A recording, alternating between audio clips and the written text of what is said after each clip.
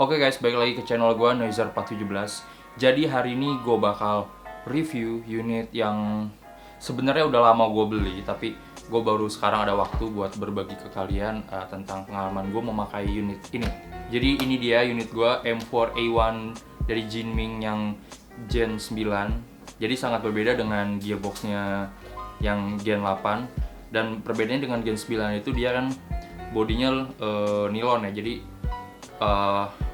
so pasti ini lebih solid dan lebih kokoh kayak gitu, lebih durable lah, gak gampang loose atau patah nih jadi kalau yang Gen 8 itu dia stoknya bisa dilepas dengan cara cuman gini. Kalau ini beda, harus ada keluarin popor, ada bautnya harus dibuka, nah baru mirip kayak mainan sebelah.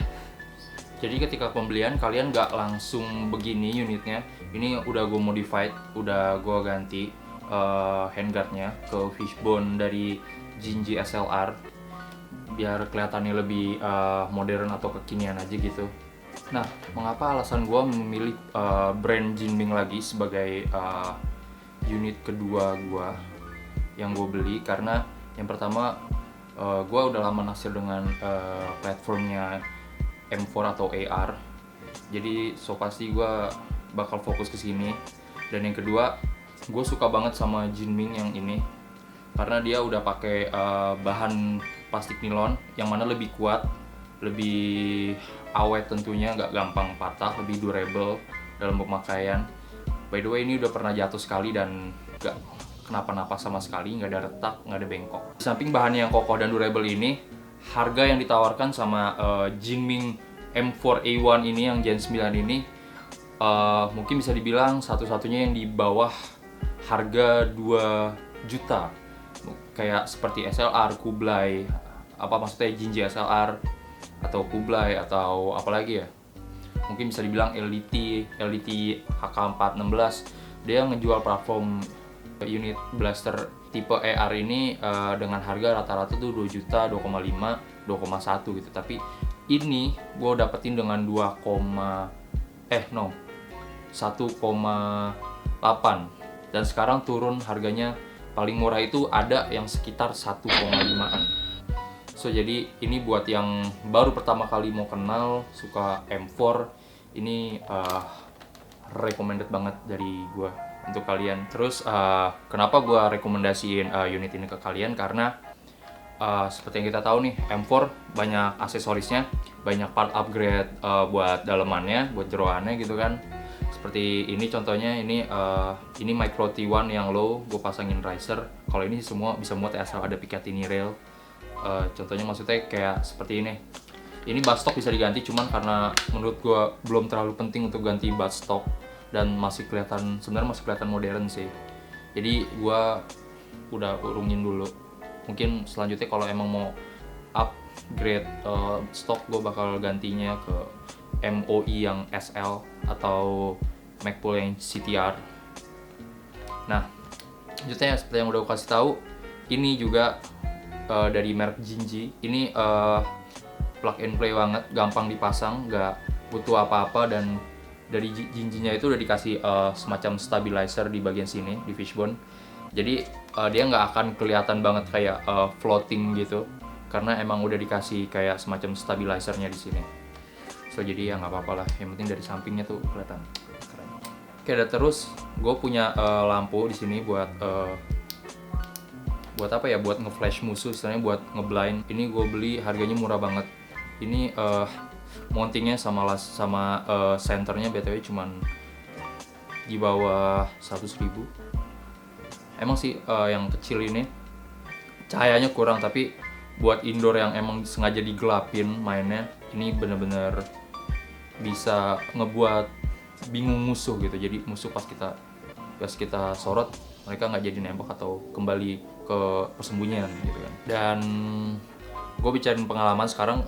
Pengalaman gue memakai unit ini tuh gak ada kendala ya, hampir gak ada kendala. Yang jadi masalah paling pas gue pakai baterai bawaannya tuh yang tekstur catur, itu ternyata rusak karena sering dicas nggak bener atau emang baterainya yang jelek. Jadi buat kalian yang emang pengen baterai yang bagus atau mau naikin ROV, kalian bisa naikin ke baterai 11 karena gue pikir ini udah gearboxnya udah ready banget buat pakai baterai 11 karena gearnya yang di dalam ini, gear bawaan ini lumayan durable sih untuk nahan ROV gitu mungkin selama AW-nya bener dia nggak akan kekikis. Apalagi di sini gue cuman pakai spring yang 1,2. Pernah sih pakai spring 1,3 cuman nampaknya kurang aman. Hentakannya kerasa meringis kalau didengar sih. Tapi yang pasti ini sampai saat ini gearnya ini nggak sama sekali pernah loose atau kayak bunyi gitu. Nggak pernah lepas dari engage-nya. Jadi aman banget sih gear setnya ini. Mungkin kalau emang yang mau pindah ke spring 1,4, 1,3 terus mungkin bisa diganti sama yang metal karena partnya cocok-cocokan sama part-part AEG. Kebanyakan sih bisa, mostly bisa. Oh ya, M4A1 Jinming Gen 9 ini ada fitur seminya, tapi di unit gua lagi rusak entah kenapa, mungkin cut off levernya bermasalah. Jadi dia baru berhenti ketika tembakan ke 3 atau ke 6. Ini parah banget, gua lumayan kesiksa dengan rusaknya single gua karena gua suka banget main single, apalagi buat latihan di rumah nembak target. Kalau pakai auto itu nggak enak sama sekali atau nggak kerasa gitu serunya.